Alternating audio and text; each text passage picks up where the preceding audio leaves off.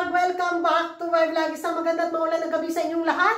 Mula dito sa Lasak City, pabunggahang, paberdihang, minupusan, distraction look for tonight's vlog. Dahil ako, pasabog ang mga kaganapan ngayon na pinagchichismisan ng mga active na mga chismosa at mga chismosa sa social media na kung saan itong nga sa Miss International ba nga si Stephen Diaz. Murag yun siya, giango-ango galor mga karag-karag. Dahil nga sa kanyang latest post sa social media na pinagpipestahan talaga ng mga chismosa at mga chismosa, kung sino itong pinatamaan niyang bagong pageant na nag-direct message nga sa mga kandidatang sumali daw sa pageant na to. Question mark, ha? Intriga ka? Ako din, intriga ako mga karag-karag kung sino. At base nga sa mga spekulasyon, mga detective ko na ng mga chismosa sa social media, nako, pinagbintangan ang Cosmo. Na isa sa mga baguhang pageant nga, wannabe pageant, na yun nga, nangahakot ng mga kandidatang sasali sa kanilang pageant daw. So, eto ang bangayan system ngayon sa social media. Dahil rumesbak at rinosponde itong may-ari ng Miss Cosmo pageant ba na hindi sila. Kung sila daw yung pinatamaan ng new wannabe na pageant, pero sa totoo lang hindi daw sila nag-message sa direct. Kala ka, uy, feisty, bangga na po ni mga karag-karag. Ewan ko din dito kaya Stephen Diaz mga karag-karag.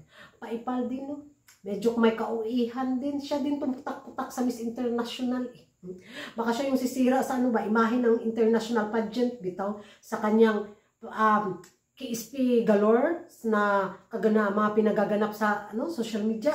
Sa ako. Back to normal ko ragan. Sayang yung imong pangpaduhot outfit manananggal system galore na. Grabe. Yung mga kandidata sa pageant pa, grabe yung pakat ng kanilang bewang si Coragan. Ay, Bill is life. Continue sa imong kachismosa. Ito nga si Stephen Diaz, mga karag-karag. So sabi nga nila, napaka-unprofessional na party ng organisasyon ba dahil siya talaga yung kumanda or gusto lang talagang mapapansin para mapag-usapan ang Miss International pageant na medyo nilangaw din yung sistema sa mga kaganapan bitaw.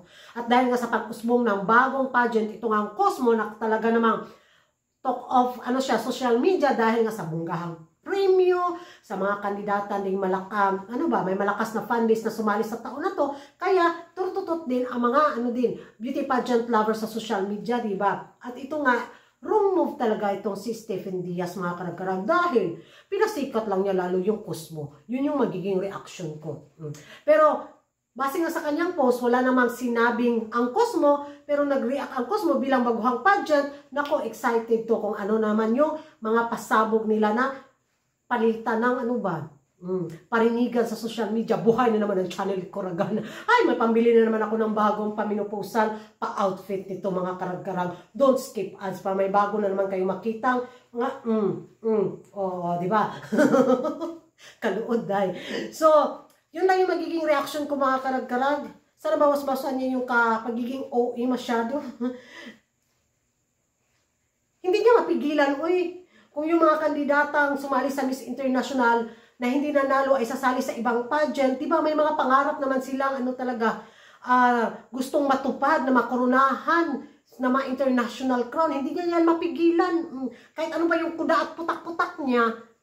Wala Wala nga si Uncle, di ba? Kalma lang si Uncle. Congratulations lang yan. Kundi tangtangan ka ng corona. Sabi nga nila mga karag-karag, baka mapiktuhan daw ang laban ng ating pambato dito sa ginawa ni Diaz.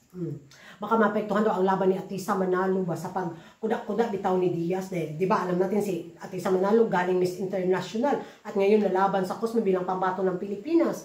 Naku, wag naman daw sana tumahimik na lang itong si Diaz. Kaysa pumutak ng pumutak siya, lalo lang niya pasikatin ang Miss Cosmo. At baka biglang langawin daw ang international pageant. Why not coconut? Walang imposible sa posible. Walang posible na maging imposible, di ba?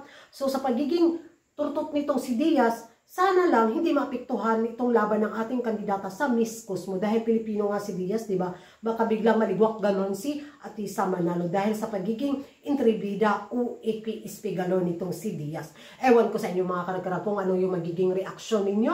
Ewan ko sa inyo mga karag-karag kung ano yung magiging reaksyon ninyo tungkol nga dito sa patama ni Stephen Diaz sa mga wannabe na pageant na nag-message at ang agaw ng mga kandidatang sasali sa mga baguhang papageant. Sangayon ba kayo nito mga karag-karag? Kung hindi man, mag-ingay tayo sa comment section at kung sangayon ka man, comment down below. At kung hindi ka pa nakapag-subscribe sa YouTube channel ko, don't forget to like and subscribe ko na karag. Ang babae lagi nagkarag-karag, don't skip ads para may paguna naman akong pambili ng aking menopausal na pa-outfit. Kay, time pa sa nawala ko. Unsa ko to kalimot man ko. No, kalimot ko sa kung ano. Beauty pa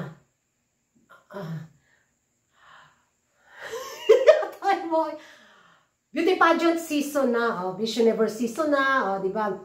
Mga season na ganon. Maulan season. Diha na mo, bye-bye.